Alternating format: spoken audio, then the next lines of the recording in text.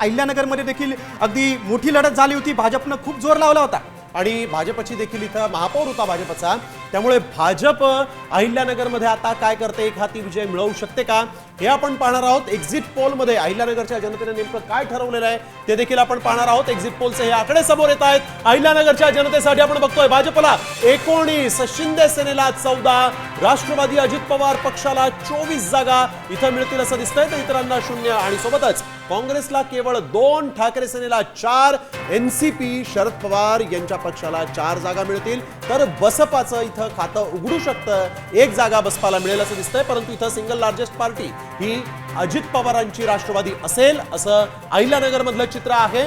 भाजपचा इथं राष्ट्रवादीच्या साथीनं महापौर होता, परंतु आता मात्र इथं अजित पवारांच्या राष्ट्रवादीचा करिश्मा आहे असं दिसते, कारण 24 जागा त्यांना एक्झिट पोल मध्ये दिसत आहेत। त्यामुळे अहिल्यानगरमध्ये काय होईल हे उद्या कळणार आहे। अर्थातच हा एक्झिट पोल आहे। गिरीश, नाही, आपण बघतोय की भाजपचे मंत्री राधाकृष्ण विखे पाटील, त्यांचे पुत्र माजी खासदार सुजय विखे पाटील यांनी जोर लावला होता अहिल्यानगरमध्ये, आणि भाजपला 19, शिंदे सेना 14, अजित पवारांची राष्ट्रवादीला 24, म्हणजे चांगलं यश मिळणार आहे अजित पवारांच्या पक्षाला।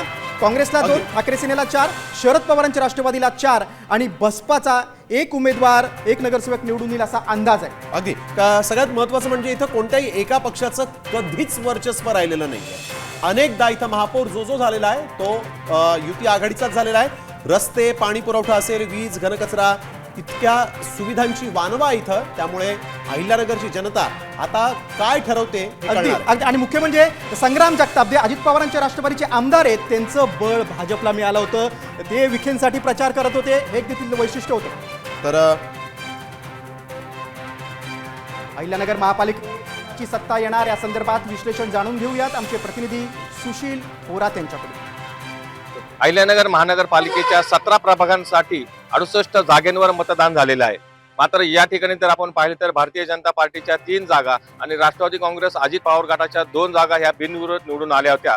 त्यामुळे 5 संख्याबळ घेऊन राष्ट्रवादी काँग्रेस, अजित पवार गट आणि भाजप हे पुढे निघलेले होते, आपण जर पाहिलेलं आहे। आणि एकंदरीत जर मतदानाची टक्केवारी जर पाहिली तर आणि गेल्या काही दिवसांपासून सुरू असलेला प्रचार आपण पाहिला तर महाविकास आघाडी असेल, त्यानंतर शिवसेना स्वतंत्र या ठिकाणी लढलेली आहे आणि भारतीय जनता पार्टीने अजित पवार गट, राष्ट्रवादी काँग्रेस यांची युती झाली होती।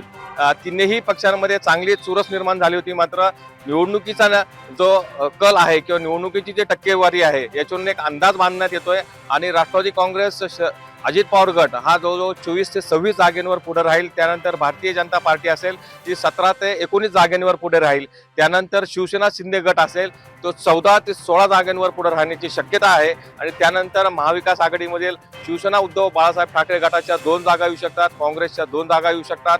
या ठिकाणी MIM पक्ष सुद्धा एंट्री मारू शकतो आणि त्यानंतर बसपा सुद्धा 1 जागा या ठिकाणी मिळू शकतो असा अंदाज सध्या एकंदर निवडणुकीच्या टक्केवारीवरून दिसून येतोय। साम टीव्हीसाठी सुशील थोरात, अहिल्यानगर।